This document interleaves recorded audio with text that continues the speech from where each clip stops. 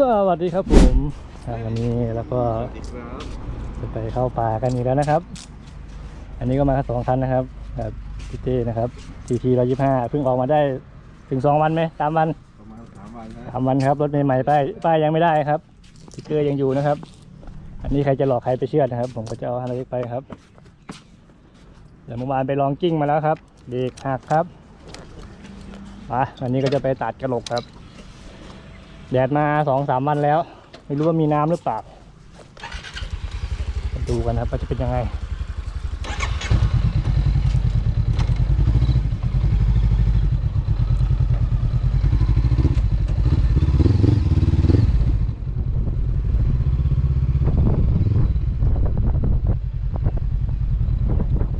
ตอนนี้เราก็เริ่มจากบ้านชัยพรนะครับเผื่อใครจะมานะครับออกจากตัวเมืองบึงกาฬมานะครับบ้านชัยพรนะครับเราได้จุดทะเบียนอยู่ที่รถตัดซ้ายมือนะครับอยู่ไฟแดงนะครับเราก็จะตรงไปแล้วนะครับมันจะมีป้ายบอกทางเข้าบ้านเทพไม่ใช่นะครับมันจะอยู่ในเขตรักษาพันธุ์สัตว์ป่าภูบัวนะครับเป็นน้ำตกชื่อน้ำตกตาดฉลกนะครับแต่เขายังไม่ได้เปิดให้เป็นสถานที่ท่องเที่ยวนะครับจะมีคนในพื้นที่ครับบางกลุ่มที่ดูนะครับเพราะว่าทางเข้าก็ยังลำบากอยู่วันนี้อากาศค่อนข้างร้อน41 องศาโอ้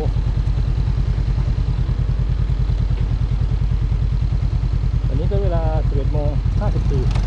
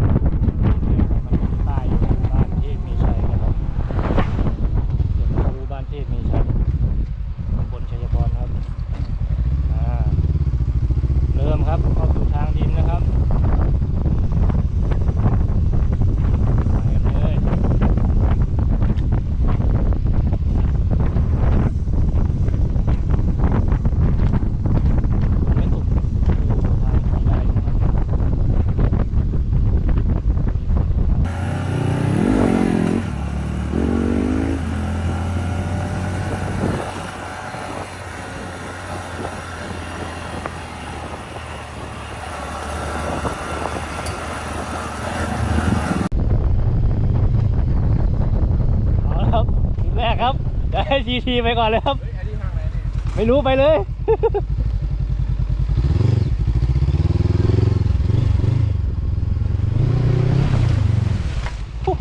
เกือบล้ม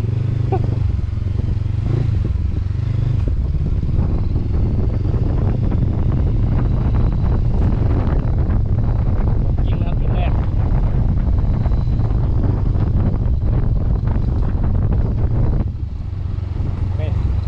ใช้รถติดประเภทนะครับจริงๆเราต้องรถเล็กมานะครับ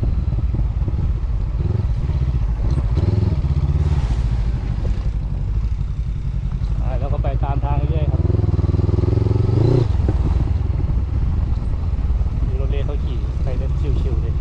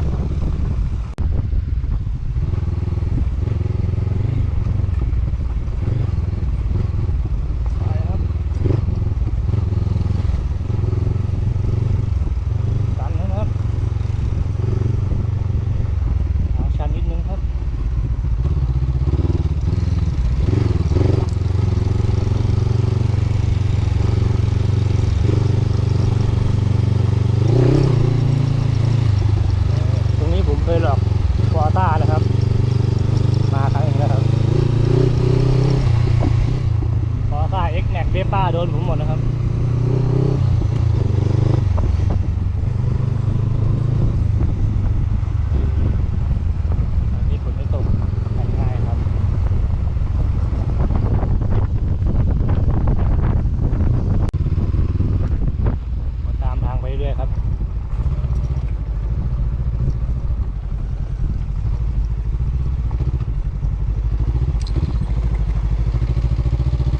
ทางรถยังใหม่มาเลยก็จะมีคนมาเล่นน้ำตก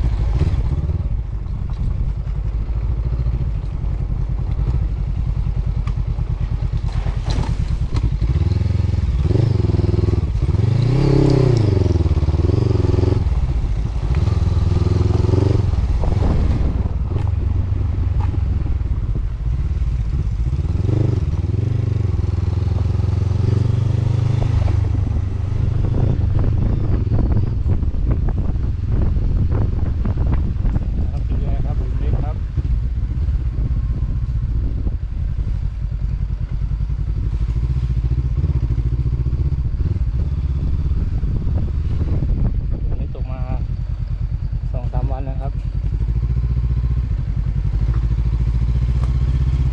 ช่วงฝนตกหนักๆตรงนี้น่าจะน้ำเยอะเลย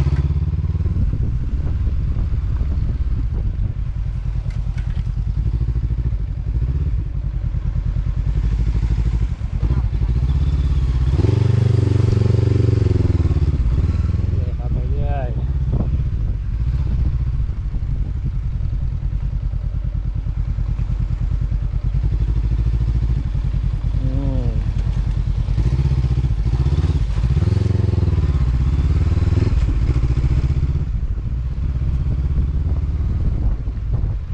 ขึ้นเนินนิดนึงนะครับ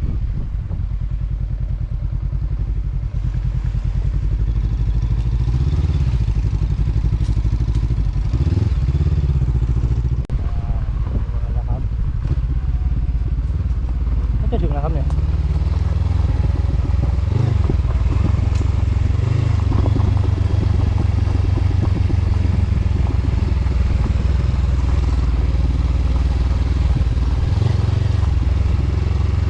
เป็นทางลงเนินนะครับค่อนข้างชันเป็นหินนะ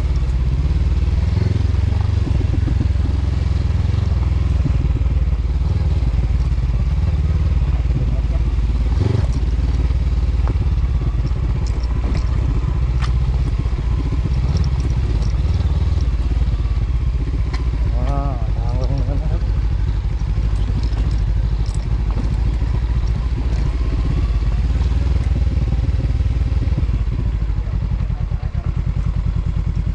ไปทีไปก่อนนะครับ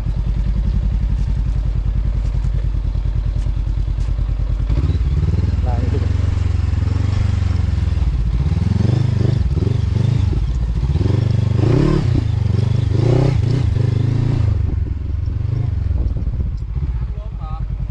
ต้นไม้ล้ม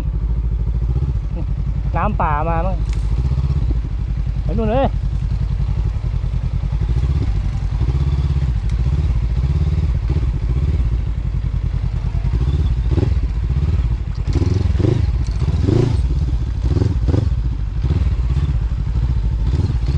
น้ำมันเยอะนะครับ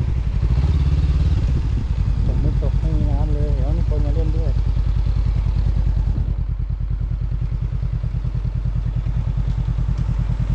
น้ำไม่เยอะอันนี้คือไหลจากน้ำตกข้าวปุ่นเนาะน่าจะมาจากถ้ำปุ่นรอบนี้น้ำไม่เยอะเท่าไหร่ครับน้ำใสอยู่นะ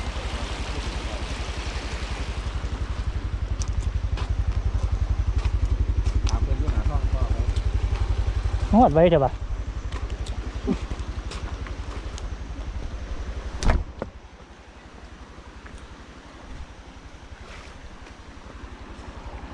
หลุมแรกเกือบกิ่งมังยานี่ตะไล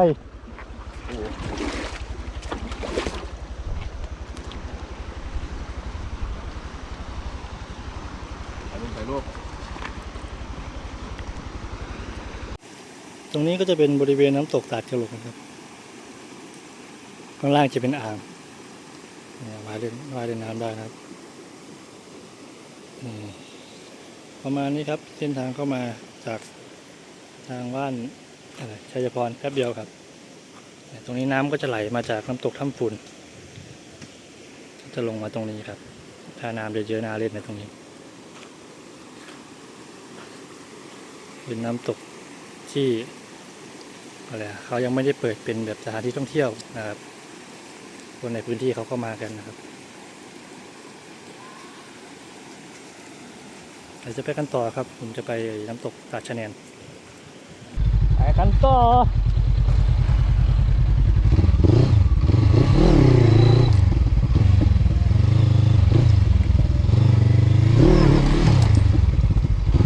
เฮ้ยไปไหนเนี่ยไปขวาไปซ้ายไปนี่แหละ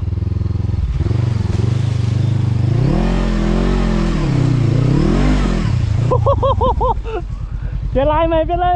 ฝั่งนี้ไงเรียกฝั่งนี้ตีทีมาแล้วครับตีทีมาครับครึ่งคันหรือเปล่าได้ครับโอ้ลึกบอส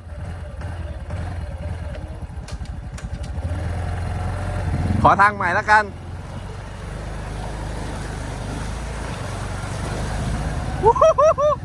คนลึก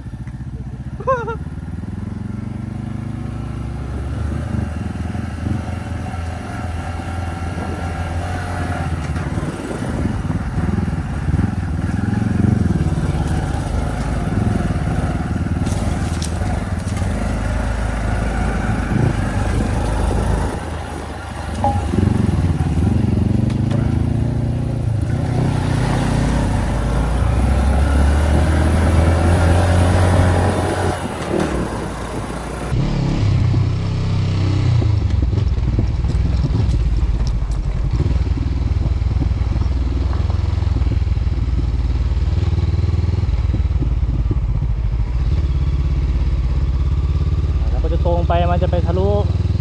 บ้านที่ในชัยก่อนนะครับแล้วเราก็จะเลี้ยวซ้ายเข้าไปเขตน้ำตกตาดชะแนน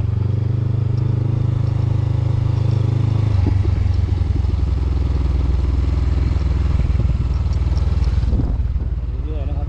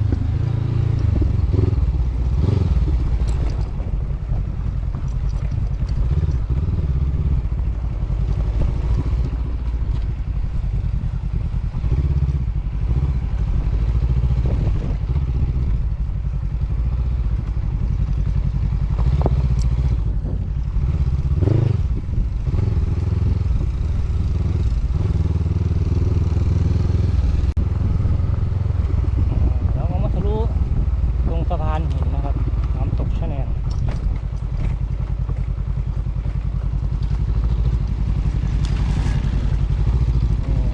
นี่ก็เป็นในซิ่งบึงกาฬนะครับสะพานหินตอนน้ำตกนะตอนฝนตกแรงๆนะครับน้ำจะเป็นหมอกขึ้นมาเลยครับ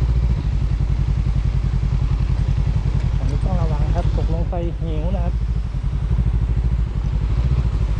น้ำมันจะรั่วข้างล่าง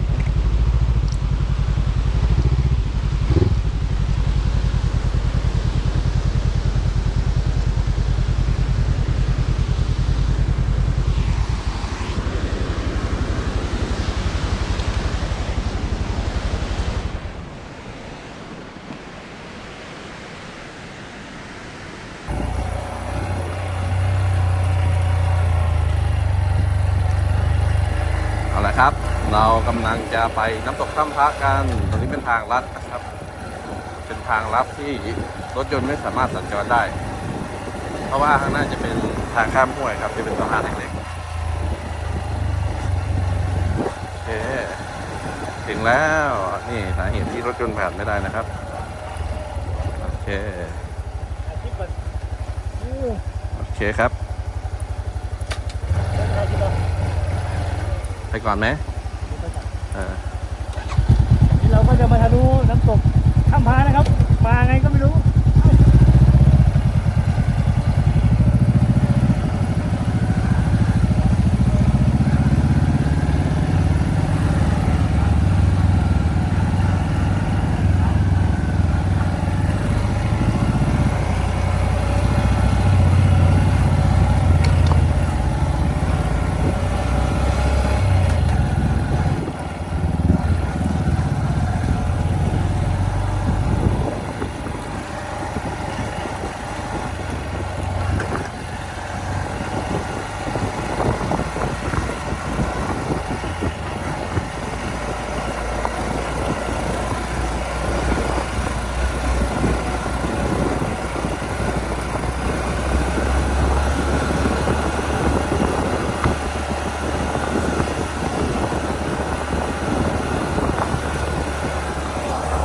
ครับผมหลังจากที่เราตากจำลัดมาทางไหนก็ไม่รู้ครับหลงแบบหลงแล้วหลงอีกนะครับตอนนี้เราก็มาถึงน้ำตกถ้ำพานะครับจากบ้านชัยพรนะครับก็ลัดมาเรื่อยๆน้ำตกอะไรอะน้ำตกเจ็ดสีลัดมาเรื่อยๆออกมาเนี่ยน้ำตกถ้ำพาผมก็ยังงงอยู่ครับว่าผมเข้ามาได้ไงนะครับอันนี้ในน้ำตกคนเยอะมากถ้ำพาอันนี้เราก็มาเล่นตรงสะพานมันจะคำพะเราก็มานั่งชิวกันตรงนี้เอาครับ